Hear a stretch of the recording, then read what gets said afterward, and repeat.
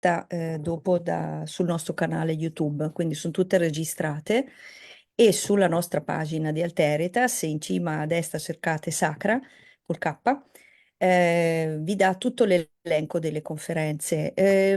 Tommaso, se vuoi accennare tu a quali sono le prossime conferenze, perché facciamo la pausa estiva. Sì, dunque, dopo la pausa estiva ci si ritrova il 23 settembre, sempre alle 17, e ci sarà il professore Alessandro Campus dell'Università di Roma Tor Vergata e l'argomento sarà Sacrifici umani finici, appunti su un problema. Poi avremo un appuntamento a ottobre, il 25 ottobre, sempre alle 17, e ci sarà la presentazione di un volume, presentazione con gli autori dei due volumi Religioni fantastiche e dove trovarle. Praticamente si tratta di un libro, di due libri che trattano della religione nel mondo fantasy, a cura di Igor Baglioni, Ilaria Biano e Chiara Crosignani. E infine il 25 novembre alle ore 17 avremo Don Luca Merlo che ci parla della figura di Maria in chiave interconfessionale e interreligiosa. Ok, della diocesi di Verona, ho aggiunto io.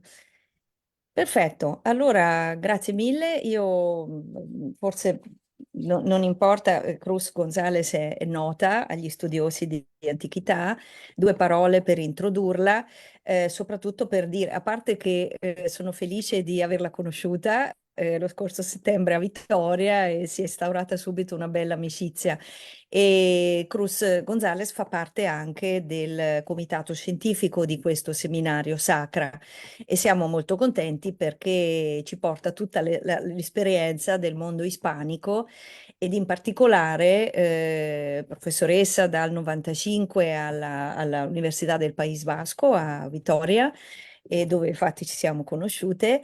E per noi è molto importante la sua esperienza, la sua figura, perché si occupa proprio delle popolazioni indigene della Spagna nei rapporti con la romanizzazione. Questo è un tema, secondo me, importante perché proprio il confluire di due mondi è un tema che riguarda un po', diciamo che è una caratteristica comune di tutti i nostri paesi, no? Che hanno avuto appunto la fase di romanizzazione.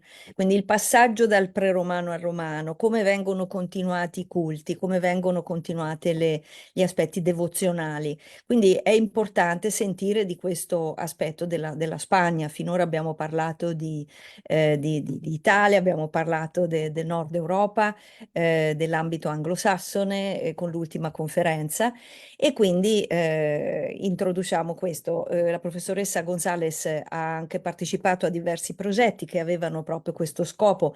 In particolare segnalo questa base de datos interactiva de asentamientos preromanos y romanos de carácter urbano e la mitad nord della penisola iberica, perché confluisce anche con i nostri progetti di appunto localizzazione dei siti, dei luoghi, delle loro caratterizzazioni. Quindi sono molto contenta e le do la parola, può condividere lo schermo e presenterà la sua conferenza.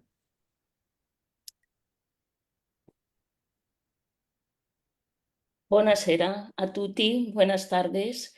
Muchísimas gracias, Simona, por tus palabras de presentación y también por la invitación para participar en este seminario. Para mí es un placer. A los seminarios anteriores que he asistido he aprendido mucho y, bueno, digamos, continuando con el logo de Alteritas, de la interacción entre los pueblos y las culturas, espero que la exposición de hoy pueda servir un poquito para el método comparativo, ¿no? Bien, purtroppo non parlerò en italiano. Hablaré en español, no muy, espero hacerlo despacio para que se me entienda y en cualquier caso al final de la exposición, pues si hay dudas, responderé a las mismas. Bien, el título de mi intervención, ¿se ve bien la presentación? ¿Se ve? Vale. El título es Cultos locales y religión en la España céltica, el ejemplo del noroeste. Yo me voy a centrar he dividido mi exposición en 5 apartados. En primer lugar, hablaré del noroeste en el cuadro de la Hispania céltica, a partir de los testimonios disponibles. En segundo lugar, me ocuparé de la religión en época prerromana. Ya adelanto que tenemos poquísimos testimonios para esta época, escasas fuentes literarias y problemáticas fuentes arqueológicas, con lo cual tenemos muchos problemas para poder ofrecer un panorama de la religión en época prerromana en esta área de la península ibérica. En tercer lugar, que es el núcleo central, hablaré de la religión en época romana, centrándome básicamente en la documentación disponible, que es fuentes epigráficas. Veremos los problemas que hay de cronología, hablaremos de sus características, de los contextos, en definitiva, de nuevo de problemas. El cuarto apartado, veremos los sistemas, digamos, onomásticos teonímicos o las formas teonímicas que creo que hacen de este territorio para los lingüistas un campo muy, muy interesante. Y en último lugar, intentaré dar una valoración histórica desde mi perspectiva de historiadora, puesto que yo no soy filóloga, no soy lingüista. Bien, hablar del noroeste en el cuadro de la Hispania céltica, lógicamente hay que referirse a las fuentes principales, que una de ellas es la lingüística, sin lugar a dudas, partiendo de fuentes, eso sí, de época romana. Insistiré mucho en la cronología de los testimonios. Este mapa, que hace ya años, en el 83, realizó el profesor Untermann, sigue siendo hoy válido perfectamente. La zona que a nosotros nos ocupa es la zona justo del noroeste, dentro de la llamada Hispania céltica, o quizá más correctamente Hispania indoeuropea, a la derecha de esta gruesa línea que separa el área ibera, donde hay testimonios desde época muy antigua, de el área indoeuropea, donde encontramos por un lado lenguas célticas y por otro una lengua indoeuropea, en palabras del profesor Untermann, como sería el lusitano. En nuestro caso, este extremo noroccidental, o sea, limitado al sur por el río Duero al sur por el Duero y al norte por el Océano Atlántico y el Mar Cantábrico, es una zona no muy extensa, pero en la que testimonios tanto antroponímicos como toponímicos y como teonímicos permiten hablar de la existencia de lenguas célticas en esta área. Lo único que las fuentes disponibles son de época romana. Bueno, también habría que decir que incluso para el celtibérico, el núcleo central del área indoeuropea o del área céltica, también los testimonios son todos a partir de época romana, pues es Roma quien difunde el hábito epigráfico en toda la meseta. Sin lugar a dudas, este mapa ilustra muy bien lo que acabo de decir. Aquí tenemos el mapa también de nuevo de Untermann, en el que se puede ver la zona ibera con los topónimos formados a partir de ¿no? Ilu, y la zona céltica o indoeuropea en general con los topónimos terminados en briga.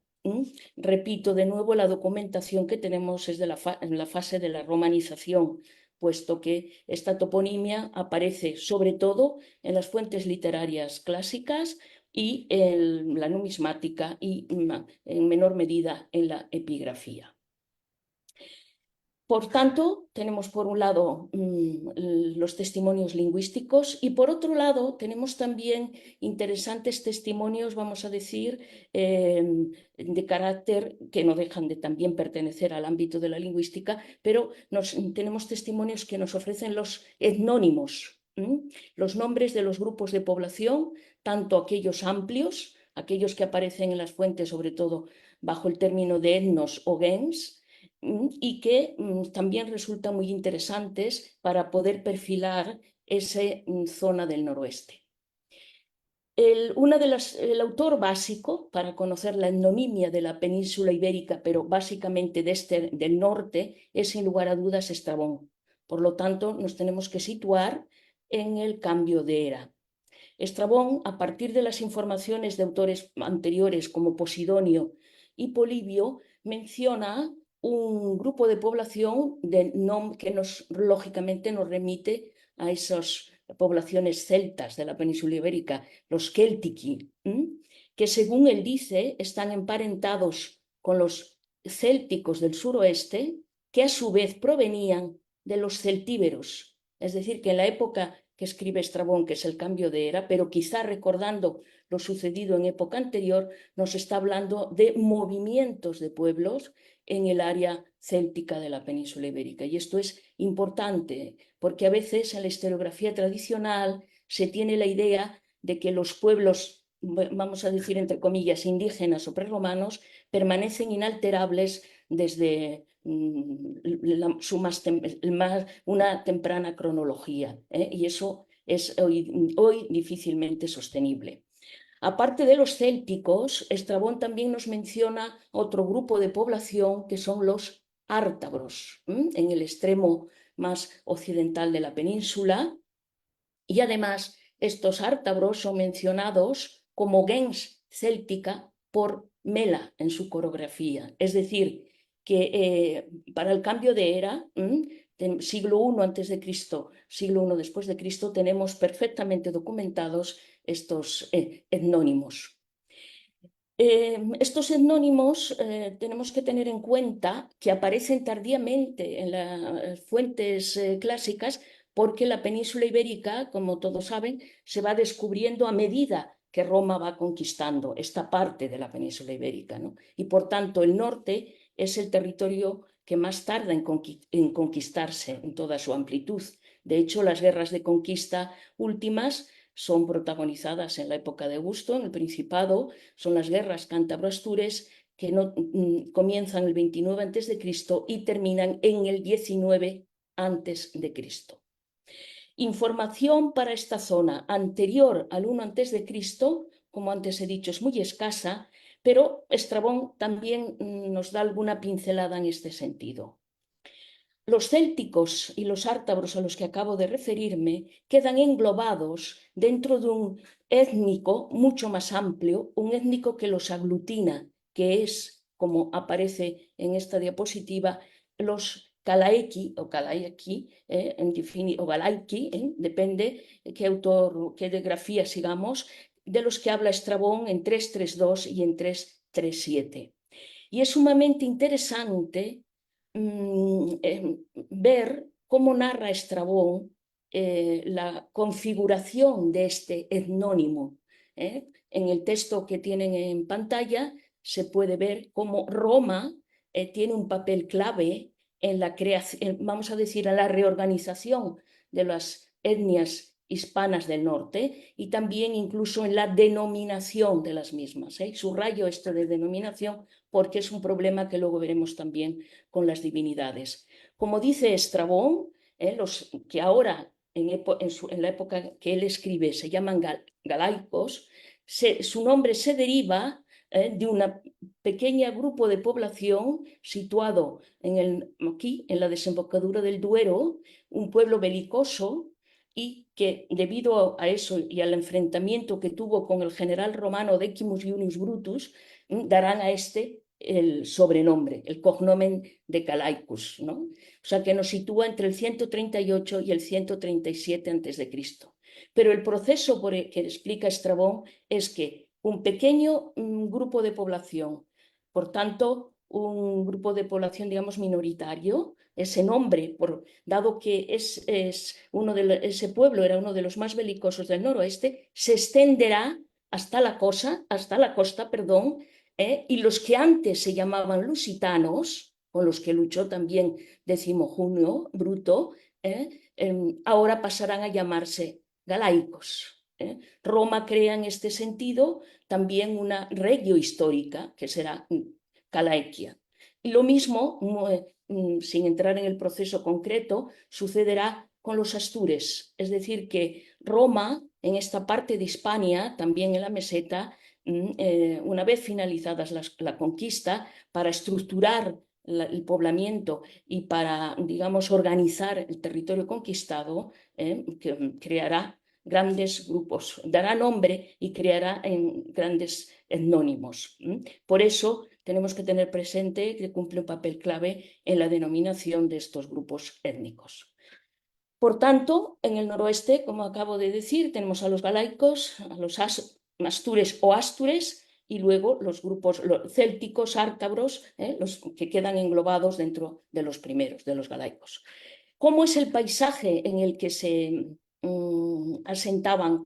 ¿Qué tipo de poblamiento encontramos en esta zona? Pues el poblamiento es claramente, y el paisaje es un paisaje rural, en la segunda edad del hierro, desde el 3 a.C., pero también en el siglo I, durante las guerras de conquista, y en general este es el paisaje que vamos a encontrar también en plena época de dominio romano, en el siglo I, incluso en II. Las ciudades son muy escasas y el poblamiento está muy fragmentado. Los poblados típicos son, como testimonia la arqueología, pero también la epigrafía posteriormente, son los llamados castros, que configuran lo que en español se llama la cultura castreña del noroeste, y son lo que en latín los romanos identifican como castela. Son poblados situados en altura, por regla general no muy extensos, de 1 hectárea, salvo unos grandes castros que se sitúan en la zona del Duero y zona claramente influida por la meseta, que pueden alcanzar en esta zona, que ya pertenece además a Portugal, las 2 hectáreas. Son poblados pequeños, con fáciles defensas y que, bueno, tienen unas estructuras particulares, no voy a entrar en los detalles, tienen influencias tanto de la meseta como del bronce atlántico y, como se está demostrando últimamente, también reciben influencias muy interesantes desde el sur, en relación con el comercio fenicio y los tartesios.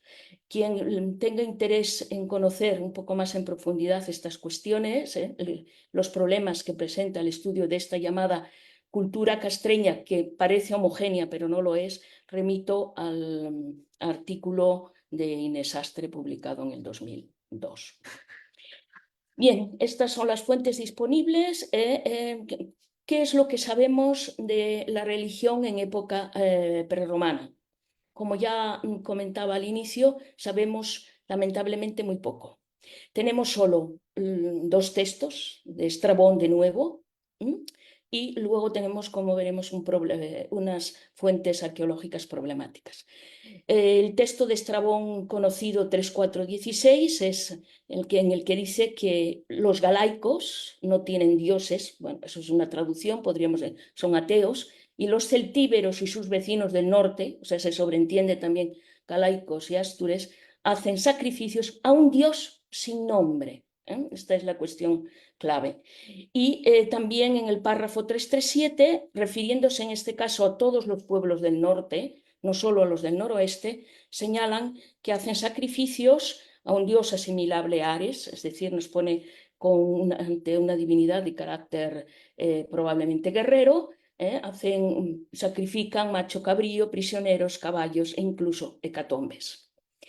Al margen del problema que presenta la interpretación de los datos, digamos, exógenos que ofrece Estrabón, cabe pensar que está imbuido de la idea de civilización y, por tanto, desde el punto de vista clásico, y por tanto lo que aquí nos está describiendo en principio son costumbres bárbaras y alejadas del modelo de la polis o de la civita romana. Es interesante esta apreciación que realiza el autor griego. Volveremos sobre ello más adelante. Y la arqueología, por su parte, nos ofrece poquísima información. Las fuentes literarias, solo ese texto que acabo de mencionar, únicamente, dentro de una obra de carácter etnográfico y con las características que tiene, lógicamente, la obra estraboniana. Y también contamos con una serie de bronces. Aquí he traído las fotografías de uno de los más conocidos, quizá mejor conservado, que se conserva en el Instituto de Valencia de Don Juan, en la provincia de León, por tanto en territorio de los Astures, y que es conocido y ha sido estudiado y descrito como un bronce con motivos de sacrificio. Como ustedes pueden ver, aquí tenemos unas figuras humanas, algunas con un torques, unos animales, una cabra, jabalí, bien, en fin, también hay alguna serie, unos calderos, es decir, una simbología que parece situarnos ante una escena de sacrificio. Dado que Estrabón nos estaba hablando de los sacrificios entre estos grupos de población, pues la lectura que los arqueólogos han hecho va en esta dirección. El problema es que no sabemos exactamente la procedencia exacta de este bronce. No lo sabemos. Cabe pensar que por similitud con otros bronces similares también pertenezca a esta área, vamos a decir, histórico-cultural del noroeste, pero no estamos seguros. O sea, ese es el gran problema. Y el segundo problema es que han aparecido fuera de todo contexto arqueológico, con lo cual tampoco hay una cronología más o menos fija.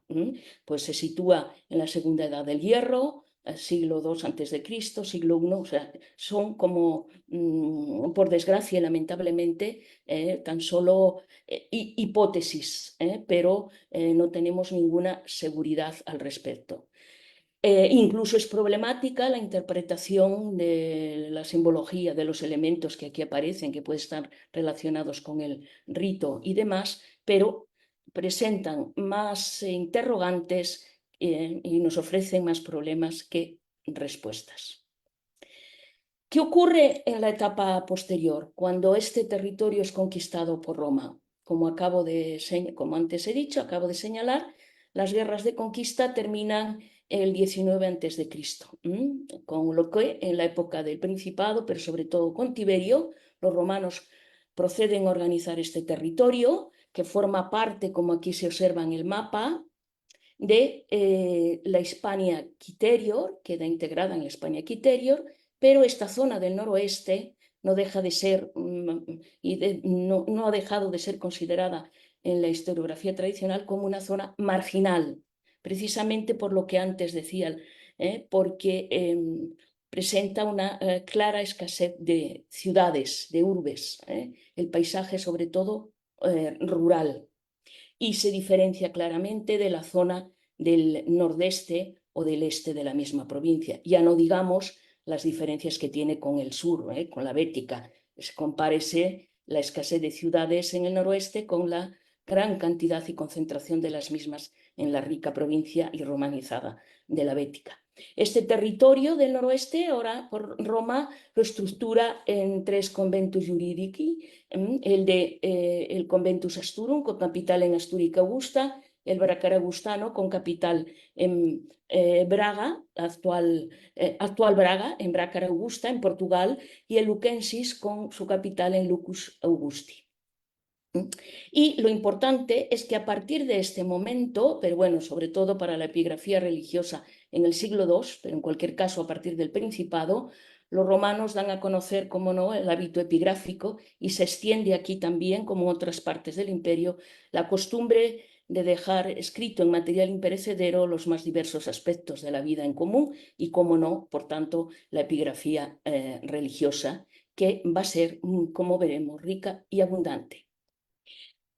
Por tanto, la primera cuestión a tener en cuenta es que la información que tenemos sobre la religión de esta zona en la época romana es claramente, ya pertenece a la época de la romanización. Y esto presenta también problemas y cuestiones de carácter metodológico a las que quisiera referirme. Quisiera referirme porque la primera cuestión y el primer problema que tenemos es que no conocemos apenas, salvo contadas ocasiones, como luego veremos, los contextos arqueológicos en los que han aparecido los textos epigráficos, con lo que ignoramos el paisaje religioso en el que se insertaban, repito, salvo algunas excepciones. En segundo lugar, tenemos un grave problema para la datación. No hay contextos arqueológicos, estamos en un ámbito rural y las inscripciones de carácter religioso, sean votivas o no, como todos saben, resultan difíciles de datar, ¿no? Por tanto, nos movemos en un amplio ámbito cronológico impreciso, que podíamos decir Alto Imperio, entre el I y el siglo III después de Cristo, a sabiendas de que el grueso de la documentación se fecha sobre todo en el II después de Cristo. Otro problema con el que nos encontramos es el estado de conservación de los epígrafes. El problema es que la mayoría de estos han sido grabados, el soporte mayoritario es granito, y el granito con el tiempo se deshace, es perentorio, con lo cual tenemos serios problemas de lectura, como veremos en algún caso, y un serio problema para fijar los teónimos, la mayoría de los cuales, como veremos, son hapax, y por tanto algunas de las interrogantes pues, son irresolubles. Ello hace que, si bien es necesario desde un punto de vista metodológico, siempre es necesario el estudio autóctico, es decir, el estudio directo de la pieza, de las piezas, en este caso es absolutamente imprescindible para evitar lecturas erróneas y crear panteones que pueden dar pie demasiado a la imaginación más que a las fuentes reales. Y además del estudio directo, es absolutamente necesario el estudio interdisciplinar, es decir, un estudio en el que se pueda contar con especialistas en la historia antigua, arqueología, incluso historia de las religiones y sobre todo lingüistas, bien conocedores de las lenguas célticas. Como he señalado, la mayor parte de las inscripciones aparecen en contexto, o sea, fuera de contexto arqueológico, por tanto, en contexto secundario. Ahora veremos algunas para que vean claramente cuál es el tipo de documentación. Y por tanto, no sabemos cuál era como he dicho, el paisaje primigenio en el que se insertaban. Lo único que conocemos es que han cambiado de función y ahora las encontramos en unos contextos totalmente distintos. En gran medida encontramos este tipo de documentación religiosa en edificios cristianos.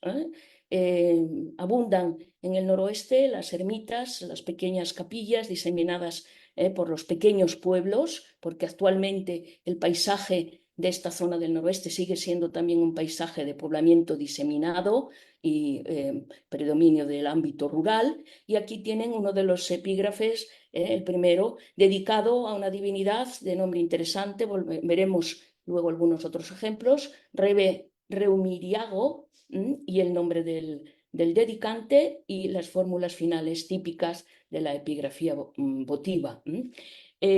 Lógica, como ven, sirve de soporte al altar de esta pequeña capilla, al altar principal. Lo mismo que tenemos en esta otra ara. Como ven, la forma externa es la de un ara, con sus partes diferenciadas, o sea que, digamos que por el soporte no se diferencia de cualquier otro altar dedicado también en esta zona a Júpiter óptimo máximo, a la diosa Fortuna o a cualquier otra divinidad del panteón mediterráneo. La diferencia, lógicamente, está en el teónimo, en el nombre. Ni siquiera está en la onomástica de los dedicantes, porque los cultores, por regla general, la onomástica de los cultores se caracteriza por su latinidad, mientras que el nombre de las divinidades, como pueden observar, es claramente un nombre céltico, no clásico. En este caso, también de nuevo, sirve de soporte a un altar, un pequeño altar de una capilla, también en la zona de Orense, en la actual Galicia. El Ariounis Mincose Gaegis se lee perfectamente, no hay problemas de lectura en este caso, afortunadamente. Perdón, es que no sé qué problema. A ver, para pasar, perdón. Ahora, bien, otro ejemplo también distinta ubicación, digamos, y contexto de estos epígrafes nos lo ofrece vamos a decir, este monumento colocado delante de una iglesia, también en una pequeña aldea. Este es lo que se llama famosos cruceiros de Galicia. No sé si alguno de los presentes ha hecho el Camino de Santiago. Es fácil encontrar en esta zona estos monumentos sagrados, la cruz colocada, como no, como ustedes ven, sobre un ara, dedicada a una divinidad cuyo nombre ya es más complicado, que Agis, Tribalis, no sabemos exactamente si puede ser el segundo elemento, el segundo epíteto, y dedicado por un Marcus, hijo de Aturi. De nuevo, un contexto también secundario.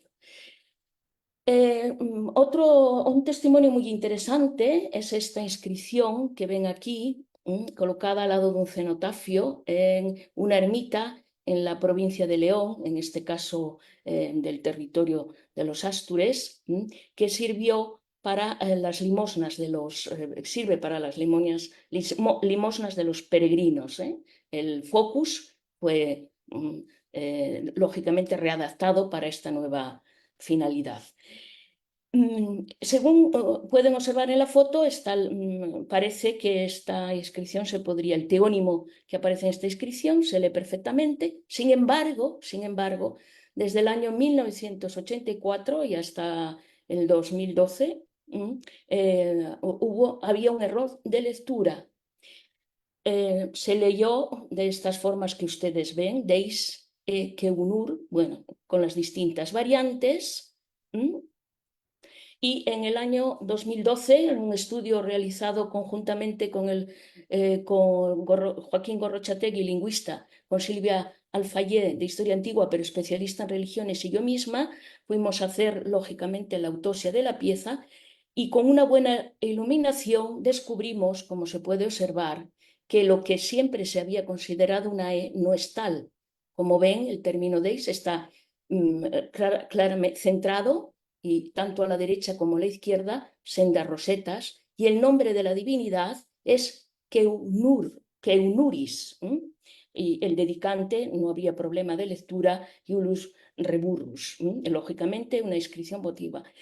Como se puede suponer, esto, pues a partir de esta fecha, que fue aceptada lógicamente la lectura, significó acabar con toda una literatura que en la época anterior había corrido, dado que el nombre anterior pues, de la divinidad pues había permitido el relacionarlo con una divinidades relacionadas con los caballos, etc. Toda una serie de estudios etimológicos que una vez corregida la lectura, pues lógicamente se vieron que no tenían apoyo documental. También, como no, se utilizan este tipo de inscripciones, son útiles para construir, ya no solo para soportar altares y demás, sino para reutilización edilicia, como esta pequeña ermita, donde la inscripción está, como vamos a ver ahora, en la espadaña, de difícil acceso, pero bueno, con buenos focos y demás hemos podido leerla y el nombre de la divinidad es Torolo Comiquiego, y como ven, el dedicante claramente onomástica latina. O también en casas derruidas a las que es difícil acceder, como es esta inscripción dedicada a una de las divinidades más abundantemente representadas, Navia. Fíjense también en la onomástica del dedicante y fíjense, como no, en la fórmula que acompaña ob meritis, o sea, como si estuviésemos ante una inscripción de carácter honorífico, como si esta es una cuestión también interesante. Esta es una construcción típica de la zona de Galicia, los llamados pazos, pero completamente en ruinas. Esta era una inscripción lamentablemente desaparecida, en un estado de conservación lamentable, como ustedes pueden ver. Nosotros la pudimos fotografiar y estudiar y lógicamente el problema es fijar con seguridad el epíteto de la divinidad. El primer elemento del nombre, no hay problema, es Bandu, Bandue, está documentada en otras inscripciones. El problema es el epíteto, puesto que faltan 2 letras y por tanto no sabemos si es alanóbrica o alansbrica. En fin, en esto los lingüistas bueno, tienen, digamos, la última palabra. Junto a estas fuera de contexto tenemos dedicaciones en contexto arqueológico, dedicaciones a uno de los monumentos más interesantes al que no me voy a detener, hay un estudio amplio sobre el mismo, es la llamada Fonte do Ídolo en Brácara Augusta, la capital del Conventus, que asocia, digamos, todos los 3 elementos claves de la cultura romana. La escritura, la inscripción, como ve aquí la divinidad Estongo Naviago, luego la escultura y la arquitectura. La reconstrucción que se ha hecho de la misma, lo tienen aquí a la derecha, en un trabajo de varios arqueólogos y de un epigrafista, y que han permitido reconstruir lo que se consideraba un santuario indígena como una fons claramente sagrada, algo claramente romano, romanizado. Otro santuario interesante, también contexto arqueológico, es el santuario de las Burgas en Orense, donde tenemos en total 6 testimonios, pero 5 aparecidas en contexto arqueológico, dedicadas a una divinidad Rebe Anabaraego, aquí las tienen, del número 2 al 6. Se conocía con anterioridad una dedicación, pero por suerte, a partir del 2008 y con las excavaciones llevadas a cabo en esta zona, se han encontrado otros 5 epígrafes que permiten conocer más sobre las características de la divinidad y sobre todo de sus cultores. Tienen, como ven, un liberto, probablemente también el segundo por la onomástica en parte griega podría ser liberto. Bueno, un santuario interesante, aquí tendríamos los otros 2 testimonios, que han podido reconstruir los arqueólogos que se han ocupado de su excavación a partir del año 2012 y que permite deducir, gracias también a los estudios lingüísticos y epigráficos, que este santuario estuvo vigente entre el siglo I y el siglo II. Y que la divinidad de Rebe Anabaraego era una divinidad de carácter salutífero. Se ha encontrado esta magnífica piscina termal. Esto está en relación con el hecho de que hay una fuente termal de agua cálida de más de 60 grados con propiedades medicinales que incluso hoy día es frecuentada por los lugareños y que ya en época romana tenía claramente un significado para los habitantes de Estaquíhuitas. Una de las piezas que acompañaba, que se encontró en contexto arqueológico, es este camafeo precioso de imitación de vidrio azul y blanco, fundido en molde y que los especialistas fechan entre el siglo I y mediados del II. La misma cronología que podemos dar tanto por la paleografía como por algunos otros elementos a las inscripciones votivas dedicadas a esta divinidad. Y por último, desde el punto de vista también del contexto arqueológico, pero saliéndonos ya del núcleo urbano, sino en un paisaje totalmente rural, tenemos un fantástico santuario llamado Facho de Donó, justo en la costa, entre las rías de Vigo y de Pontevedra. Es lo que los arqueólogos llaman o identifican como un castro santuario que se sitúa a 180 metros del nivel del mar. Es un castro que desde el siglo II antes de Cristo y hasta el I antes de Cristo, era un castro de la Segunda Edad del Hierro. Luego se abandonó y a partir del siglo III, según señalan los arqueólogos, pues se convirtió en un castro santuario, digamos, y donde se han encontrado más de 100 altares. Luego indicaré la obra básica para este santuario de este tipo, que como ustedes pueden ver, se trata de unos altares, unas aras muy peculiares, muy estilizadas, miden la altura entre 70 y 120 centímetros, en granito, de lectura bastante complicada y difícil, pero que más o menos ya se ha podido establecer y fijar el teónimo el teónimo sería Deo, Vero, Brieco en este caso, luego veremos el completo. Vero sería la base a partir del cual se configura toda la formulación teonímica. Apareció en esta inscripción, cuya foto pido disculpas porque no es muy clara, pero en la última línea se puede ver la B, la E, la R y la O, y que apareció fuera del santuario.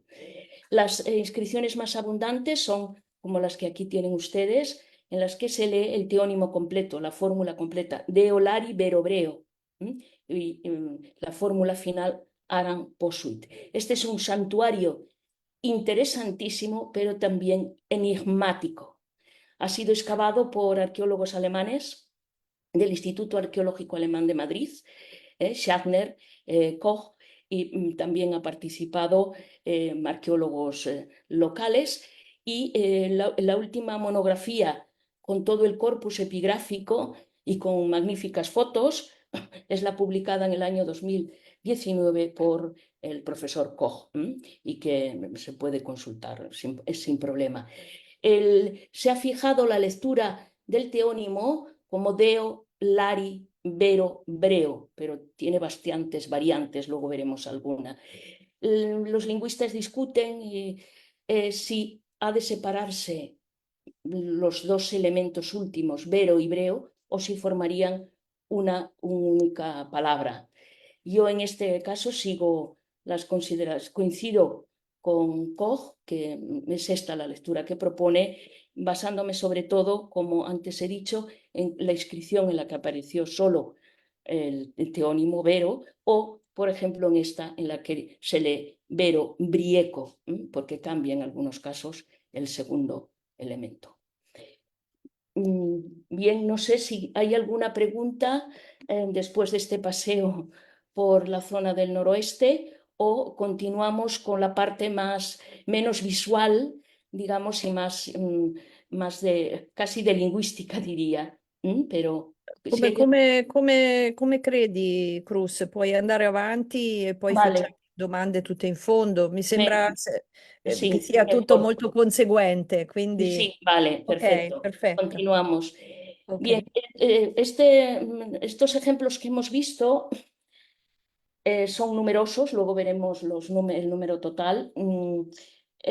Permiten que hoy podamos más o menos fijar el rico formulario teonímico que encontramos en esta zona de la Hispania céltica. Los primeros investigadores que lógicamente se centraron en esta cuestión y plantearon las bases fueron los profesores de Oz y Untermann en el año 1986. Yo luego posteriormente, pero ya mucho más tarde, también incidí, y más o menos el esquema que yo planteo aquí es el mismo ya que planteaba de Oz, con alguna pequeña variante que intentaré explicar. Bueno, la teonimia podemos dividir en los nombres divinos que son simples y los nombres divinos compuestos por dos o más elementos, lo que se diría teónimos bimembres o trimembres incluso. Simplemente aquí para visualizar rápidamente y luego vemos todos estos teónimos, bueno, más o menos. Un teónimo simple sería, por ejemplo, Navia, que sería como la entidad divina, ¿no? Digamos. Asociación de teónimos, pues cuando Navia aparece con otro nombre que claramente tenemos atestiguado como Deus o Dea. Como acabamos de ver en la fonte do ídolo, donde aparecía Tongo y Navia. Advierto que siempre, en esto sigo los sabios consejos de Oz, siempre cito el nombre de la divinidad en el caso tal y como aparece en la inscripción, puesto que no estamos seguros en todos los casos del nominativo, siempre actúo así desde el punto de vista metodológico. También tenemos algunas otras fórmulas en las que aparece un término genérico latino, como Deus o Dominus, seguido del teónimo, Domina Navia, ¿no? O, en algunos casos, epítetos usados como teónimos. Este es un problema también que sobre el que discuten los filólogos, pero bueno, siguiendo un poco las pautas de Lamberg para las Galias, parece ser que muchos de estos nombres, ¿no?, terminados con el sufijo icus, pues pueden actuar como teónimos luego, aunque hayan sido o primero epítetos. Y luego tenemos los nombres divinos compuestos. Aquí la zona del noroeste es riquísima, como vamos a ver. Por ejemplo, teónimo local más epíteto local, Navia sésmaca. Un teónimo clásico más epíteto local, como es el Lari Kirkegaeco Proenetaeco, o asociación de teónimos clásicos y epítetos locales, como es Apolo Grano, Apollini Grano, Martisagato. O, en último término, un término genérico latino, como acabamos de ver, el nombre divino local, Deo Lar, Lari, Vero, Breo. Acabamos de ver el caso de Navia, de un ejemplo que se podía repetir en todos los casos. Veamos ya más en detenimiento algunos de los ejemplos más precisos. Teónimos, pues ya pueden ver ustedes la gran riqueza de los teónimos únicos, de los nombres divinos simples, ¿no? Desde Abione, Eburo, Edobio, en fin, Bemeluquelo, Verore. Los números que yo he indicado aquí es el número de testimonios. El número de testimonios. El grupo segundo entiendo que puede ser discutible, pero yo bueno, lo planteo aquí, quizá los lingüistas puedan decir algo al respecto. No había sido planteado hasta recientemente, porque ahora ya tenemos más documentación y tenemos testimonios más abundantes. Por ejemplo, esta última, la inscripción que tienen ustedes a la derecha, que se lee perfectamente, ¿no?, está dedicada a la diosa Rea y a Bandu. Tenemos, por un lado, Bandu, que lógicamente se atestigua en otras dedicaciones como divinidad individual, y también tenemos a la diosa Rea, como se puede ver en el 1.1, y por tanto creo no nos equivocamos demasiado al pensar que lo mismo que ocurre en los panteones clásicos, el panteón mediterráneo, hay una asociación de divinidades, aunque siempre es más difícil establecerlo en nuestro caso. Tenemos, como no, distintos ejemplos del término gerénico latino, deo aerno, deo bodo, dea degantia, etc., o los varios epítetos, como acabo de decir, utilizados como teónimos. Esto sería más o menos la lista completa. Y sin lugar a dudas, el grupo más abundantemente representado, y de ahí la riqueza de la teonimia de esta zona, son los nombres divinos locales más epítetos locales, algunos de los que ya hemos visto anteriormente, y volviendo sobre Navia, aquí tienen ustedes el epígrafe de Navia, de la diosa Navia, Ela Esurra Nega, y otras muchos epítetos que acompañan a la divinidad, como Sésmaca, como Arcunieca, etc. Lo mismo podemos decir de la divinidad a la que antes aludíamos, Rebe Anabaraego, pero que también constatamos con otros epítetos, Arabaeco, Reumiriago, etcétera, etcétera. Sin lugar a dudas, este es el conjunto de nombres divinos más extenso. Teónimos clásicos más epítetos locales. Cabría esperar aquí, como ocurre en otras partes de la céltica peninsular e incluso de la Europa céltica en general, alguna dedicación a las matres. Sin embargo, no tenemos hasta el presente. Hay que tener en cuenta, siempre hay que repetirlo, aunque sé de sobra que ustedes son conscientes de esto, pero conviene tenerlo presente, siempre jugamos con el azar para los hallazgos de las inscripciones, en este caso religiosas, y dado que se trata de una fuente abierta, siempre tenemos que dejar, ¿no?, abiertas las puertas a los nuevos hallazgos.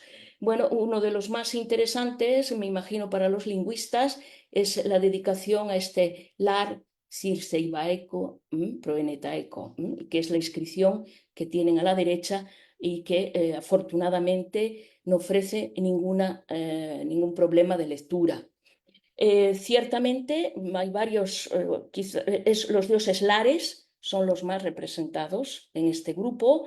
En mucha menor medida tenemos dedicaciones a Marte y también tenemos unas dedicaciones interesantes al genius, con distintos epítetos que en principio, aunque luego sobre esto volveré, parecen ponernos en relación lógicamente con bien con Ciuitates, aunque no se constate por otras fuentes, o con Castela, ¿no? Con núcleos estos núcleos pequeños de poblamiento de los que hemos hablado.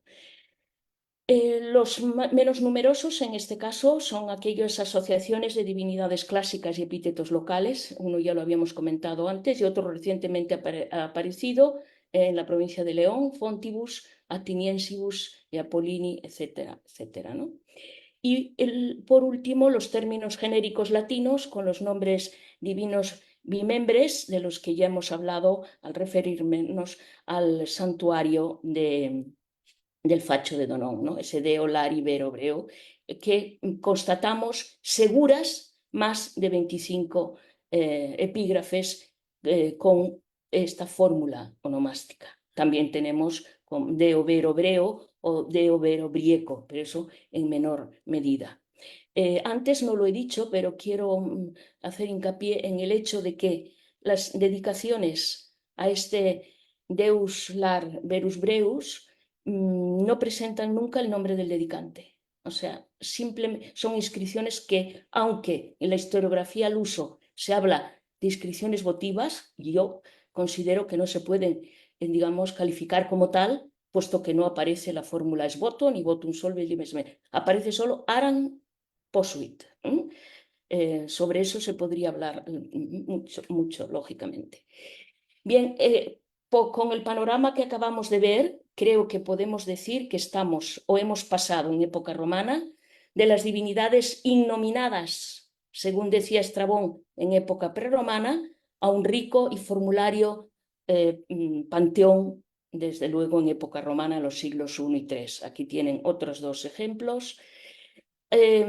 Hasta ahora, con los hallazgos que conocemos hasta el momento y tras las autopsias que hemos hecho, más o menos podemos considerar con cierta seguridad que que contabilizamos en torno a los 110 nombres divinos, pero el número total de referencias es mucho mayor, sería más o menos casi el doble, 213, más o menos.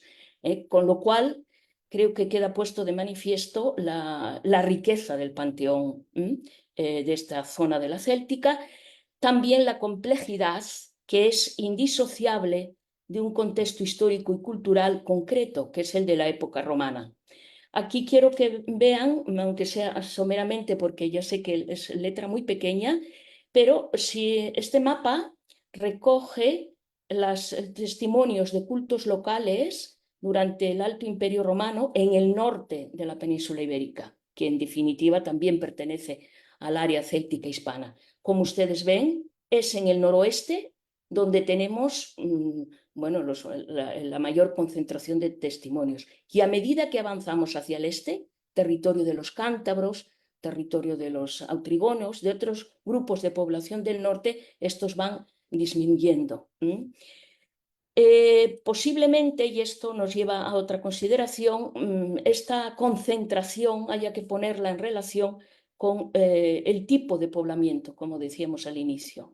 Pero bueno, volveremos sobre esto. En cualquier caso, creo que hay que destacar el papel de Roma a la hora de dar nombre a los dioses innominados de época romana. Lo mismo que ocurrió con las etnias. Y en este caso yo saco a colación un texto de Heródoto que nos puede servir un poco de, como diríamos, de espejo y de comparación.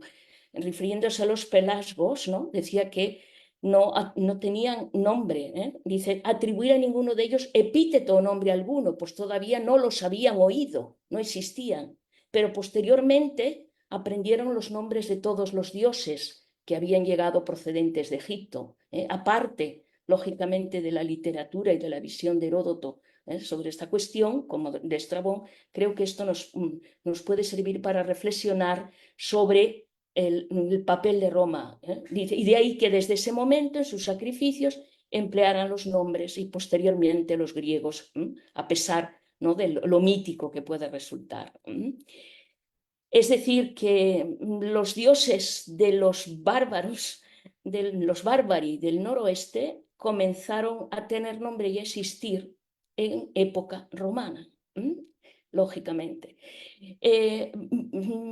La lista de los teónimos es enorme, como hemos visto. El problema es la formación de los mismos. Yo simplemente aquí una pincelada de esto, los lingüistas lógicamente saben muchísimo más. Yo simplemente recojo, bueno, la idea general en la historiografía sobre el tema, y esto ya desde los trabajos de la profesora Lourdes Albertos de los años 70, el año 75, se tiene la idea, y se sigue repitiendo, la idea de que la mayor parte de los epítetos son de carácter toponímico. Por tanto, se trataría de divinidades tópicas. Creo que en esto no hay, todos aquellos terminados en briga o en ensis, creo que no hay duda. Y además es que luego tenemos textos muy claros al respecto. Por ejemplo, esta inscripción que se lee perfecta, que está dedicada a una diosa Kenduedia, y los dedicantes, los cultores, son los habitantes de un castellum, cuyo nombre desconocemos, pero claramente son los castellani, ¿no? O sea, que sería la diosa protector de los habitantes de ese castro, en definitiva, de un castellum. Y también, como no, divinidades protectoras de Civitates. Un ejemplo claro es la dedicación localizada en el actual Portugal, Castro de Abelas, que es Aldeo Aerno, que es el dios de los zoelas, el Ordo Zoelarum, ¿no? Es el que, bueno, un poco para, simplemente para situarnos en el mapa ya en época romana, es simplemente un flash para que vean ustedes ahora la cantidad de nombres de grupos de población, ya de nombres de establecimientos que podemos, a partir de la información de Plinio, por supuesto de Ptolomeo, ya trazar en el mapa, o sea, ya llenar aquel vacío que teníamos lógicamente en época del cambio de era y posterior. Pero aparte de estas divinidades de carácter tópico, que indudablemente quizá podamos decir que son la mayoría, no podemos dejar de pensar y de hipotetizar de que también hay algunos de estos epítetos de estas divinidades deben de relacionarse con lo que se denomina unidades organizativas indígenas o locales, como es el caso de las gentilitates. Aquí saco a colación una inscripción que no es del noroeste, lamentablemente, no tenemos ningún ejemplo tan claro, pero que puede darnos pie a pensar, ¿no?, y a comparar algunas otras. Estas inscripciones que aquí tienen ustedes son de la Civitas Iga Editanorum, en Castelo Branco, en el actual Portugal, o sea, fuera del área que nos ocupa, de la Hispania Equiterior, dentro ya de lo que se llama la provincia lusitania, y fíjense cómo se forma el nombre el epíteto de la divinidad. La divinidad es asiria, en ambas aparece.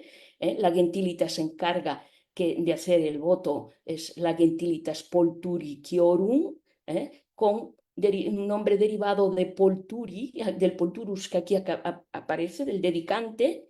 Y en otra inscripción justamente encontramos que relacionado con el epíteto, que el epíteto de la divinidad se deriva del nombre de la Gentilitas, o en definitiva del nombre de un individuo, en teoría o en principio el ancestro, pues, probablemente epónimo de esa Gentilitas. Es decir, que también habría que indagar en la relación de antropónimos y de nombres de gentilitates o de grupos familiares y los epítetos que aquí tenemos. Sobre todo la mayoría que hasta ahora hemos visto, como ya hemos comentado, se trata de muchos casos de hapax, de hallazgos aislados, pero también tenemos algunos ejemplos de divinidades documentadas en diferentes lugares. Sin profundizar demasiado en esto, lógicamente, pero hay un caso muy interesante que también ha dado mucho que hablar, hay estudios, hay abundante literatura, es el dios Coso, con sus distintas variantes, que como pueden ver aquí está diseminado por todo el territorio, por todos los conventos, aunque quizá más concentrado en esta zona, vamos a decir, montañosa, ¿no? La Yuga Asturum que describe Plinio, y en la costa, ¿no? De esta divinidad se ha pensado, se ha planteado que sea una divinidad relacionada con la guerra. Yo no soy filóloga, no soy lingüista, pero los estudios etimológicos resultan siempre complicados, problemáticos y hay opiniones en este sentido muy dispares. Bueno, aquí pueden ver algunas de las inscripciones referidas a Coso, bien solo el nombre o el teónimo, perdón, o el epíteto o eneago. Y el que, precisamente el de la derecha, es el que aparece, es la fotografía que aparece en la locandina, es Coso Udaviniago, perfectamente se lee sin ningún problema, o una variante de este coso es Cosue, con el epíteto seguideaico. Es decir, que se trata de un material en definitiva riquísimo, tanto para los epigrafistas, para los historiadores de la religión como para los lingüistas. ¿Qué podemos, a modo de valoración histórica,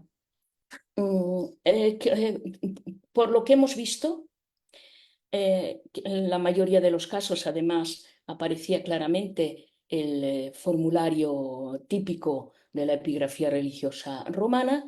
Estamos ante un panteón y a la religión y frente a la religión provincial romana, donde encontramos panteones mixtos. Lógicamente, yo aquí me he referido solo a las divinidades locales, pero junto a estas divinidades locales tenemos representados también el panteón clásico, como hemos visto en algunos ejemplos, incluso asociados también a divinidades locales.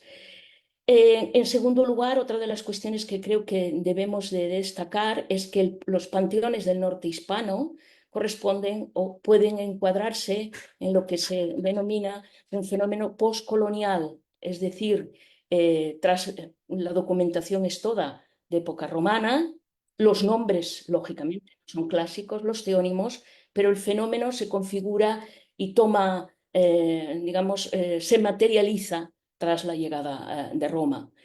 Y por ello, como ya apuntaba al inicio, mientras que en la historiografía tradicional se suele hablar de dioses indígenas inalterados tras la conquista, actualmente, y como ocurre y se puede ver en los panteones también de las Galias y de otras partes de la Céltica europea, de Italia, etc., se trata más bien de entender estas divinidades como divinidades adaptadas a la nueva realidad político-administrativa de la Civitas. El formulario que les acompaña es el de la religio. Creo que hay un texto que para terminar nos puede servir muy bien, y es este texto encontrado en Astúrica Augusta, es una placa de 39 centímetros, de 3,6 solamente de grosor, que se lee perfectamente. Lamentablemente apareció descontextualizada, reaprovechada en un contexto secundario, en una villa romana de época bajo imperial, como ustedes pueden ver, rota en pedazos, se ha tenido que reconstruir, pero bueno, se conserva muy bien. Y el texto creo que es muy, muy explícito. Está dedicada al dios local, al dios Vago Daunaego, por la República de Astúrica Augusta y por medio de unos magistratus. Y además, la fórmula ex donis es muy interesante. Además, la cronología es temprana, del 1 al 2. Aquí tienen la fotografía, se encuentra en el Museo de León. Pueden ver que en el lateral, en uno de los laterales, estaba también en el otro, pero se ha perdido el nombre del curator, ¿no? O sea, un curante Julio en Nepote. Es interesantísima esta inscripción porque el formulario nos remite a las leyes sagradas y a un ambiente totalmente romano. La fórmula es donis, aparece, o sea, las ofrendas monetarias se constatan muy pocas inscripciones, al menos las pesquisas que he hecho en el banco de datos de Klaus Slavi solo recogen estas tres, una de la Regio Primera, otra de Moesia Inferior y otra también de dos de Moesia Inferior. Y todas se relacionan con dedicaciones de estatuas. Una cuestión interesante es que ni esta de Astúrica Augusta ni las otras que ve son votivas, son religiosas pero no votivas. Y luego la fórmula de Dones aparece en dos textos de Aquileia.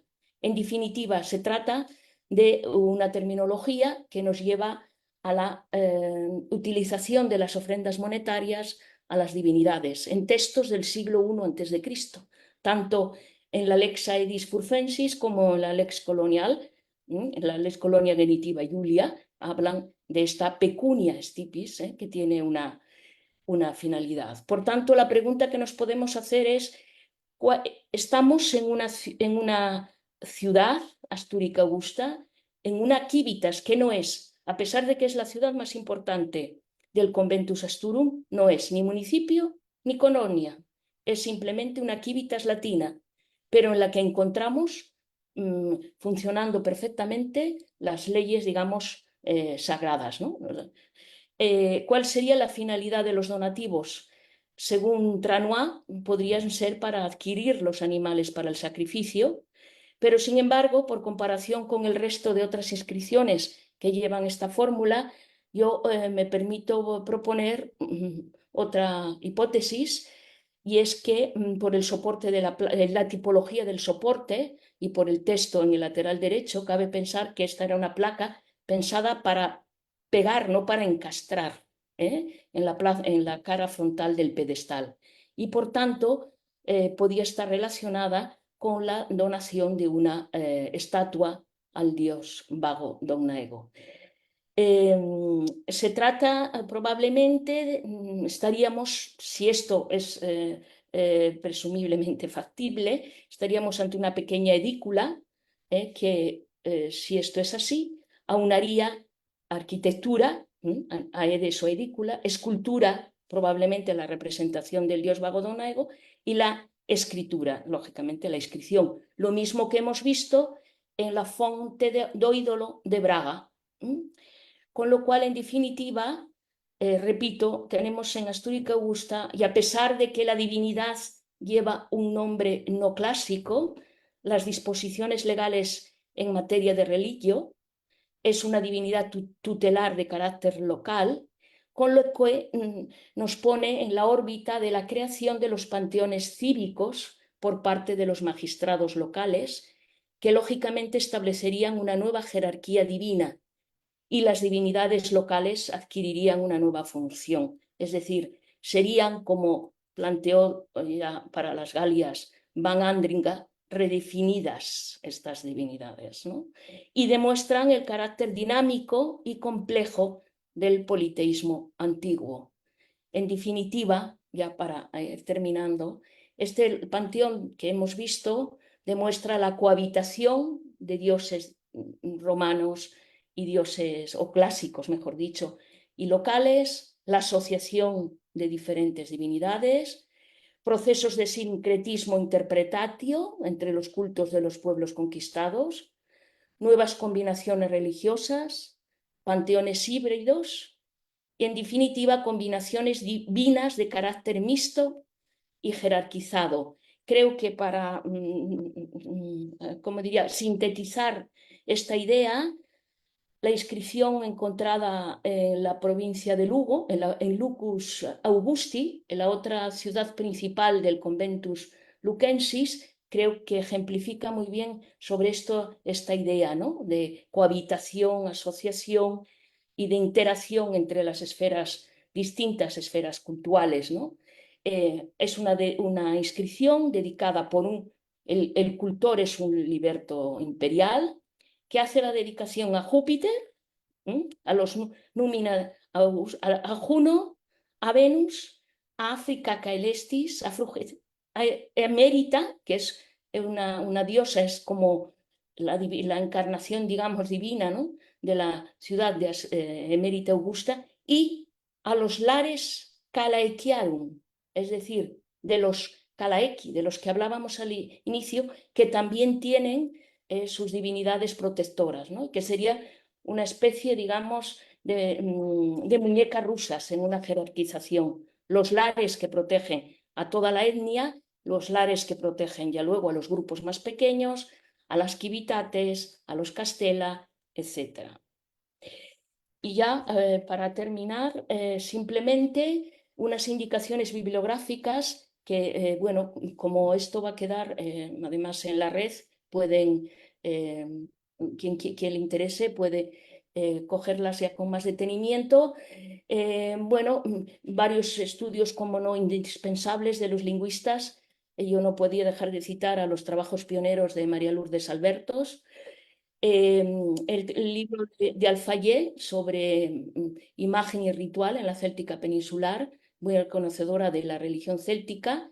También el trabajo de Bernardo Stempel, uno de los más recientes, sobre la clasificación de estas divinidades dentro de unas actas del proyecto CERCAN, en cuyas actas pueden encontrar sucesivos trabajos tanto de la profesora Stempel como de otros muchos autores también míos al respecto.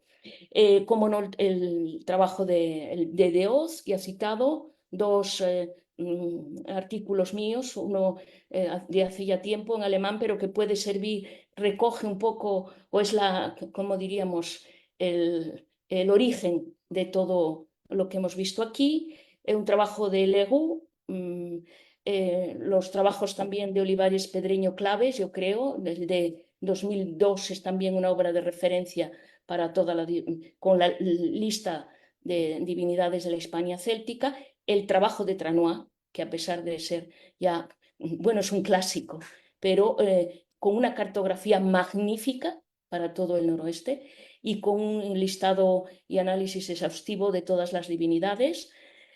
El trabajo clave también de Untermann y otros muchos que aquí no cito, y un trabajo reciente de un colega de la Universidad también del País Vasco, también buen conocedor de la lingüística indoeuropea y céltica, José María Vallejo Ruiz, sobre esta problemática, que además creo que desde el punto de vista metodológico es muy útil porque llama la atención sobre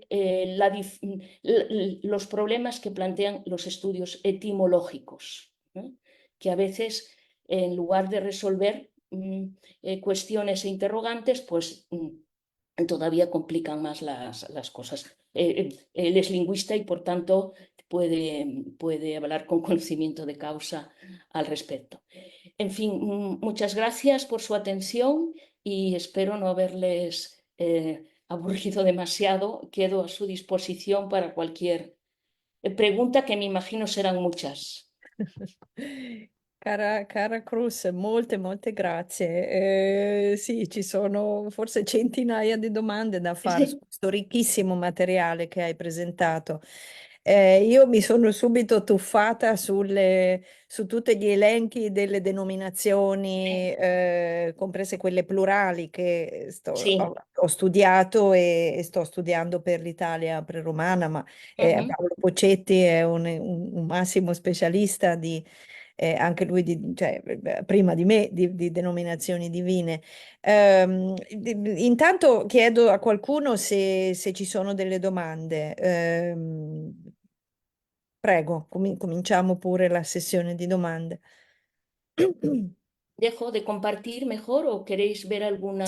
puoi togliere per ora, poi se c'è bisogno di ripresentare qualche diapositiva si può sempre, ecco, così vediamo.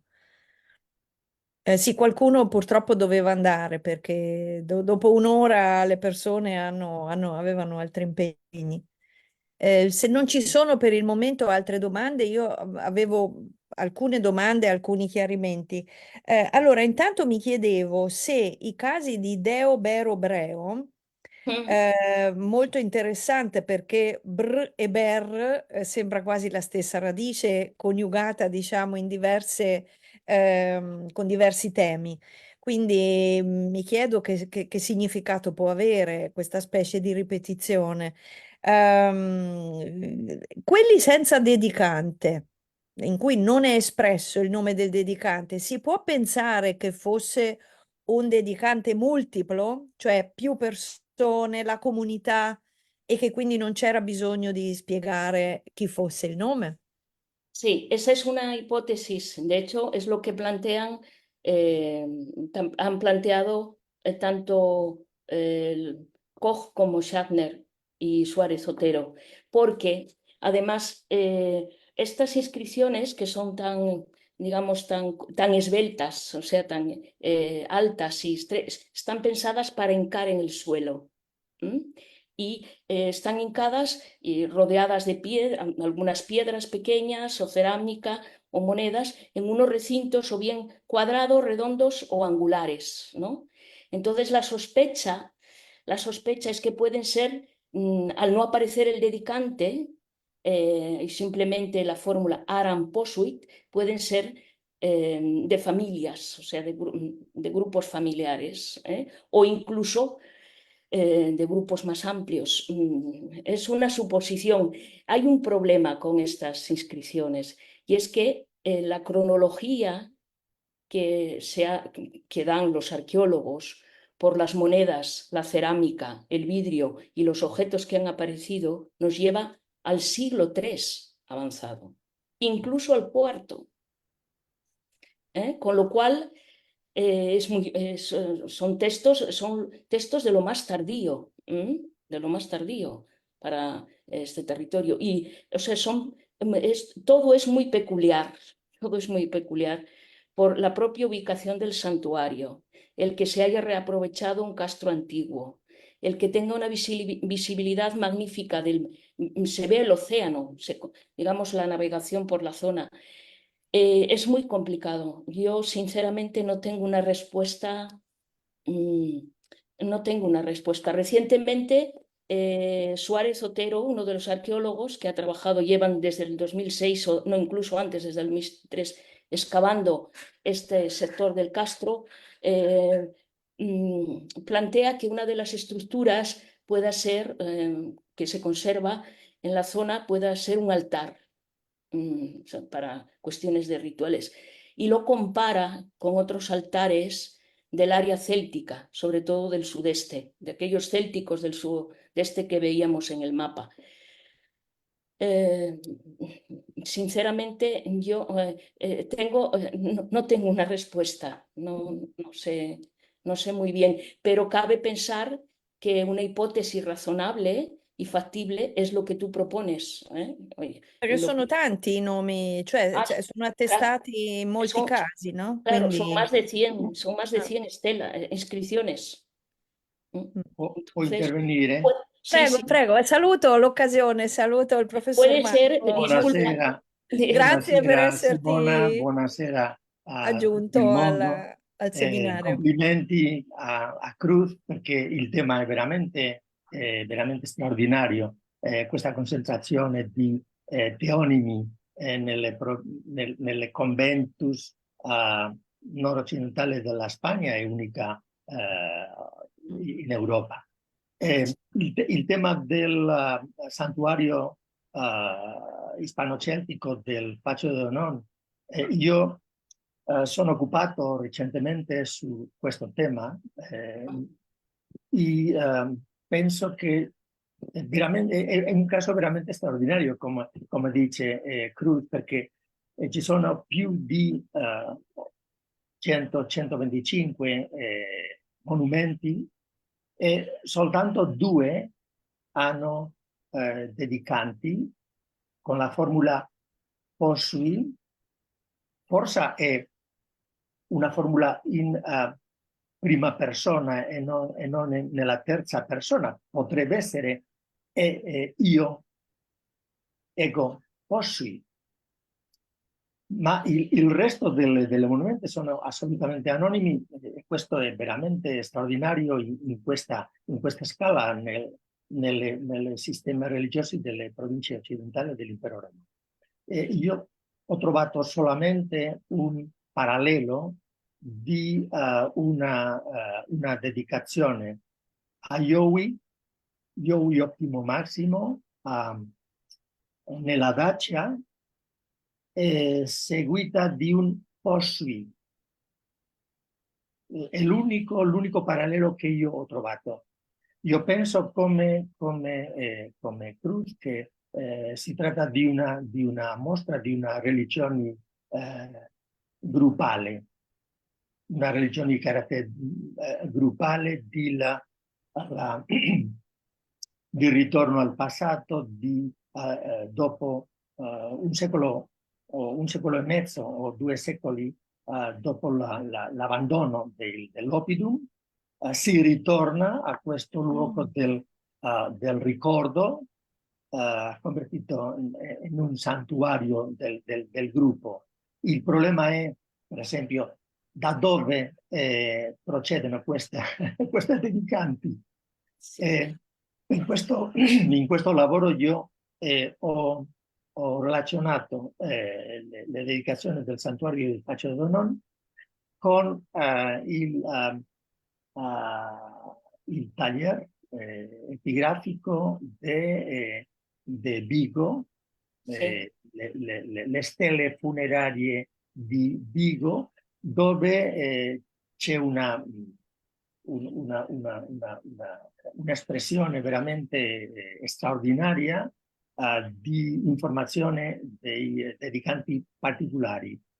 Credo che sono 2 esempi di una agency completamente diversa fra l'anonimato delle stelle del santuario del Faccio d'Onon e il pleonasmo grafico e la sopra informazione del tagliere epigrafico di Vigo, perché ci sono la cronologia è abbastanza similare, sono coetanei.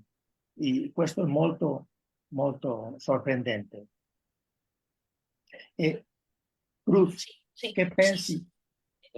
Scusa, Della possibilità di che i due formule Posui, chi sono personaggi femminili, le 2, credo. Sí, espero, hay un problema. Sí.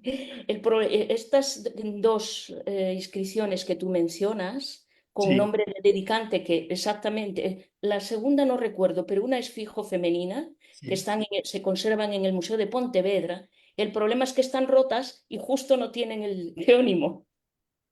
O sea, no conservan el teónimo. O sí. sea, cabe pensar que estaría, pero no. Gracias por tus observaciones, me parecen muy interesantes. Yo me pregunto, pero es que esto también es hipótesis, si no sería un lugar de peregrinaje. Sí, sí, sí, sí, Es decir, porque son obviamente, muchas, sí, lo sí, recordaba Simona, es que son más de 100. Si contamos sí, los fragmentos, llegarán a 180 o más, si sí, contamos los fragmentos. Entonces, un castro no, tampoco, o sea, es que las poblaciones de al lado tampoco son tan, o sea, no sé cuál podría ser la función de la divinidad, protectora de la, no sé de qué, pero que era un lugar que igual atraía en sì, ese sì, sì. sentido. Mm, Sembra un caso chiaro di peregrinaggio sí, sí, attraverso un tempo abbastanza dilatato, no? sí, Sembra sí, lungo, sembra. sí, sí, sí. Pero es un caso, es un unicum, un hapax, Sono ¿no? En unicum, toda la sì, Europa céltica, sì, porque, y es muy chocante, o sea, es que lo que nos choca a los que estamos acostumbrados, ¿no? A hablar del votum, que es un do des, o sea, una relación directa. Yo te pido para que tú, y hago el voto para sì. que tú me des.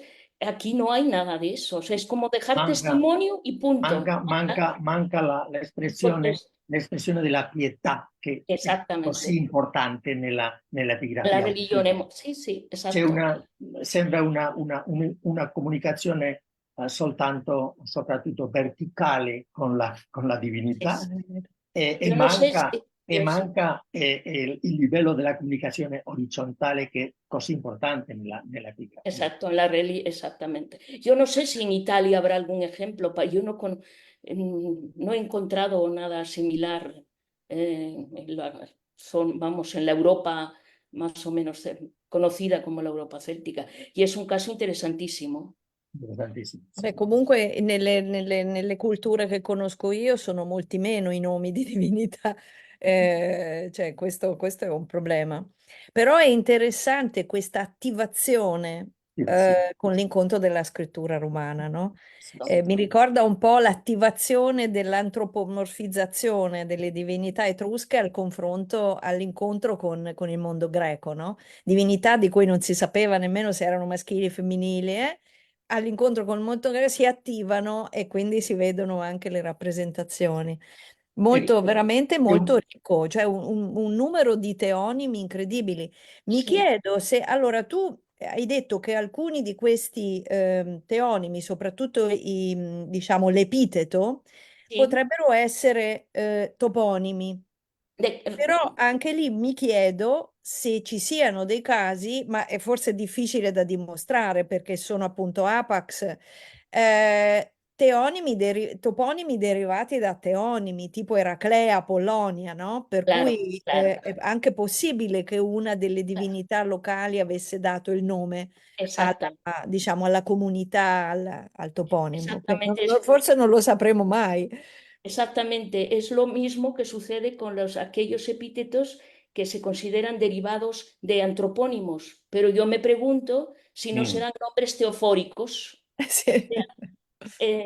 sea, parece claro que topónimos son los que acaban en Briga o claramente o en Ensi, pero tampoco sabemos exacto. È la Es un campo, frustrazione con le lingue frammentarie, È una claro, frustrazione continua. es un Pensi campo di avere una riquísimo. chiave, no, di interpretazione, ma ti manca un numero sufficiente di Exacto, dati, di attestazioni per poter fare qualsiasi ragionamento statistico e dire eso es. sì, è questa divinità. A parte questo Bero che mi interessa tantissimo da un punto di vista linguistico, ora approfondirò. Eh, Bueno, Posso, pues, sí. Giulio, hai una domanda, prego. tanto anche da parte mia un grazie perché io oggi sono entrato in un mondo che non conoscevo affatto e quindi è stato per me un momento di, come dire, di istruzione molto, molto importante. Pertanto le cose che sto per dire vanno prese ovviamente come le idee di un principiante, ecco. Non mi sono mai occupato di queste cose. Però tornavo alla questione dei teonimi, quello mi ha colpito, come ha colpito tutti quanti noi è questa enorme quantità in uno spazio relativamente ristretto, insomma.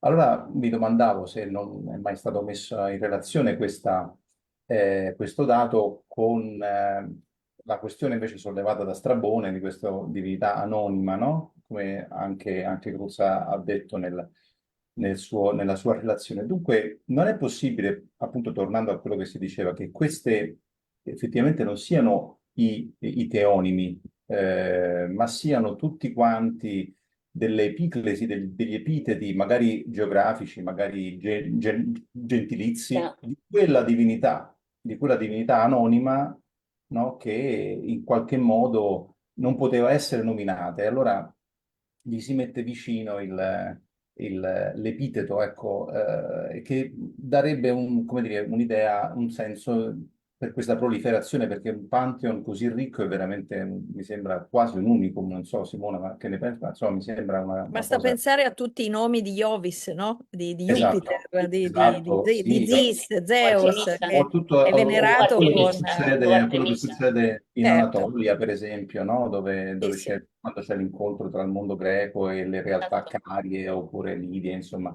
E questa era una domanda. E l'altra osservazione che mi veniva in mente è legata proprio a questo fenomeno per cui è evidente che queste culture adottano la scrittura usando l'esempio romano, è evidente proprio da tutti i punti di vista.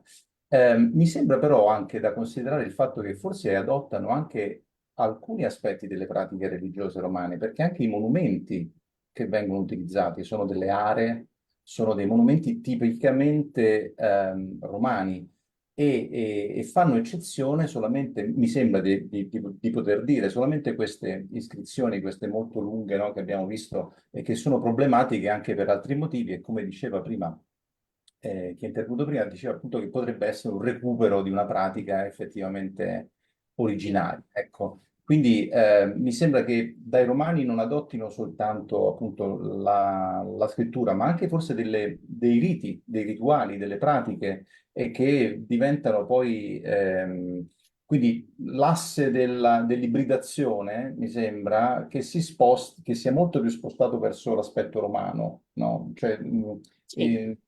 che verso quello paleo-ispanico. Ecco.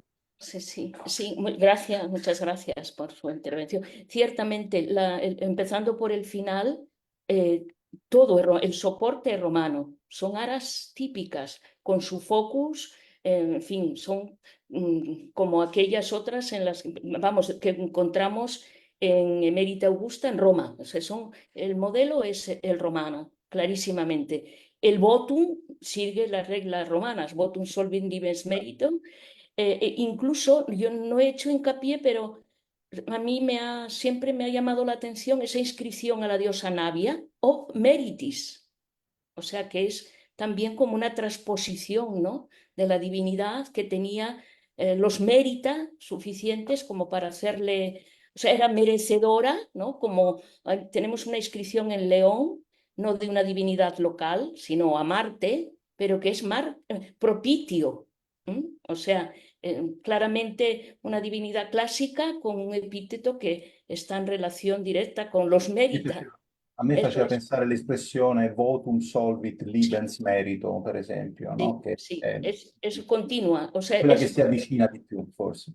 eso es. Y también incluso, bueno, pues lo que veíamos, ex donis, o sea, es absolutamente romano, es que hay Certo. pocas ciudades, pero el esquema es el de la religio romana. O sea, es que es, a ver, yo diría, ¿no? Parafraseando a Tácito, ¿no?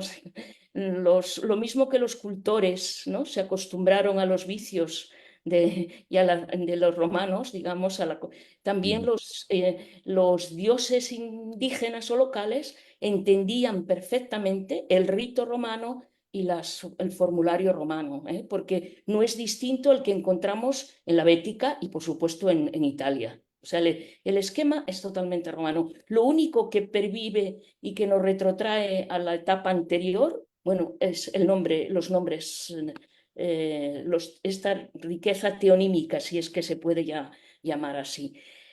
Con lo que enlazamos también con el otro problema, ¿por qué tantos, no?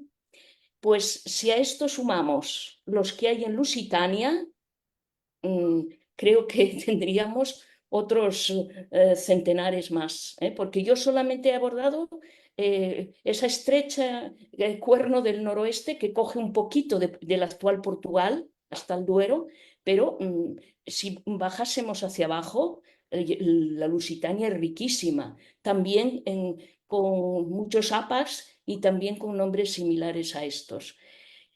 Con lo cual, claro, el problema enorme que yo creo que solamente podemos entenderlo, en parte un poco lo que decía usted antes, si leemos a los autores clásicos, la multitud de epítetos que tenían los dioses griegos, Epiclesis, etcétera, etcétera, y los dioses romanos, cómo no, claro, pero para entender el significado de esas epiclesis, de esos epítetos, de esos determinantes, en el panteón mediterráneo tenemos la literatura, tenemos las fuentes clásicas. El problema que tenemos nosotros es que solo tenemos la inscripción. Y de ahí el buscar el problema que trae consigo lo de los estudios etimológicos, porque se intenta buscar la función a partir de la etimología, ¿no? Y claro, yo estoy cansada de leer que unos con el agua, con los árboles, con las montañas, ¿no? Parecía que las divinidades tan pronto se pasaban del llano a la montaña y demás. Y es sumamente complicado. Quien lo entendía eran los fieles, que cuando tenían que pedir, no sé, sabemos qué, a una navia, no se equivocaban de divinidad y lo hacían Anavia Sésmaca y no Anavia Anabarego. O sea, cumplen, creo que los epítetos tan ricos y estas formulaciones tan complicadas cumplen la función que los clásicos. El problema es que se nos escapa su, vamos, su significado preciso, ¿no? Eso es la divinidad griega, si no me equivoco, Artemis, ¿no? Que era la de los 100 nombres, y le pide a su padre que le dé muchos nombres para que no fuera, para poder competir con su hermano. Es decir, que un poco lo de los mérita que antes comentábamos, o sea, cuanto más epítetos, más rabio de acción, digamos. Pero estamos como diría, en una sima, porque al no tener fuentes propias, porque los galaicos no han dejado, o sea, ninguna fuente escrita. Toda la visión que tenemos de ellos es lo que dice Estrabón, que es exógena, y por tanto se nos hace muy difícil comprender. No tenemos a un Homero, ni a un, lógicamente, a Heródoto, no sabemos prácticamente nada. De ahí que los estudios de los lingüistas hayan estado tan presentes y hayan sido tan, no sé si Paco está de acuerdo conmigo, pero hayan sido tan determinantes en la historiografía tradicional para el estudio de la religión de esta parte de la península ibérica, porque solamente ellos podían buscar, ¿no? Buscar las etimologías e intentar desbrozar el camino, pero es una tarea titánica. Molto, molto complesso, anche perché a Titanica, volte titanica hai 2 o 3 spiegazioni etimologiche, no? Cioè non ne trovi sì, solo una. certo, E certo. quindi se non hai una base di dati sufficienti, lo stesso succede per il messapico, succede per le Certo. lingue, diciamo, Sì, minoritarie, sì. no? Le lingue frammentarie nell'Italia. Se non hai... Però è importante, hai detto Se non hai un benissimo all'inizio, contesto, sì, per il me lavoro di lo insieme, più importante è il archeologi, sì, Exacto. contesto. Yo sì, creo que es fondamentale. Sì. absolutamente necesario la colaboración de los lingüistas y los historiadores, que los lingüistas vayan a ver las inscripciones, o sea, porque a Sì. veces también se parte, pero también los historiadores, ¿no? Partimos como de ideas preconcebidas, esto tiene que ser así, pero luego vas a ver la inscripción y es que pone lo que pone, aunque no cuadre en nuestra lista o en nuestras ideas, pero yo creo que sin un trabajo interdisciplinar no se puede avanzar. Yo en ese sentido he aprendido siempre muchísimo de los lingüistas, los colegas, y sigo aprendiendo, y es necesario el diálogo constante. Assolutamente, assolutamente. Por eso Alteritas cumple este papel tan magnífico Grazie. de aunar siempre en los seminarios que he asistido Sì, y demás, aunar eso, la pluridisciplinariedad, ¿no? Lingüistas, historiadores sì, del sì, arte, sì, sì, arqueólogos, fondamentale. y esto es lo que proporciona, porque es necesaria una visión poliédrica, si no, bueno, Sì, si Paco, rischia che lleva ognuno muchos dice años. la propria versione senza confrontarsi con gli altri, poi viene fuori, ups, però Exactamente. forse L'etimologia è molto importante, ma l'etimologia non è abbastanza, perché lo più da importante è il sola, contesto, è il sì, contesto, e molte voci, sì, in occasione un linguista spiega un determinato toponimo attraverso il la radicale aqua, ricostruzione, e sì, sì, un altro linguista sì, attraverso il esatto, radicale esatto. tetra. Sì, sì, Quello che, è quello che rischioso. define la provincia e Sì, l'ambito di competenza di una sì, divinità è il gruppo cultuale. Se non certo, conosciamo il gruppo cultuale, certo, certo. abbiamo grandissime Sì. difficoltà. Io vorrei fare un par di piccoli Prego. riflessioni sulla ricchissima dissertazione di Cruz. L'iscrizione di Saturninus, questo libretto di Ah, Lupi, sí, sí. è veramente, veramente fantastica. Ma io credo ti invio il testo che ho scritto su questa questione, che la menzione di Augusta Emeritae, Sí. Augusta Emerita, credo che va in genitivo qualificando frugifero. Frugifero Ah, vale, vale, Augustae Emeritae. Io, vale, vale. io pensavo inizialmente che Augusta Emerita si riferiva alla Divi- dea protettrice di Augusta Emerita della capitale di Lusitania, ma credo che tutto indica una connessione con il Nord Africa, Sí, perché c'è una altra Augusta Emerita nella zona dell'Africa romana, e sí. in questa Augusta Emerita Frugifer venne attestato 3 o 4 iscrizioni. Ah, vale, E vale, vale. mi domando se l'iscrizione di Reae, Ah, sí. Reae non potrebbe essere il reue masculino, Ah, perché abbiamo un esempio di Bandua, Bandue, sí. Reue, Reo, Reua, non Che so. coso è? Ese es otro problema. Sì. El sexo de los ángeles, no el sexo de las divinidades.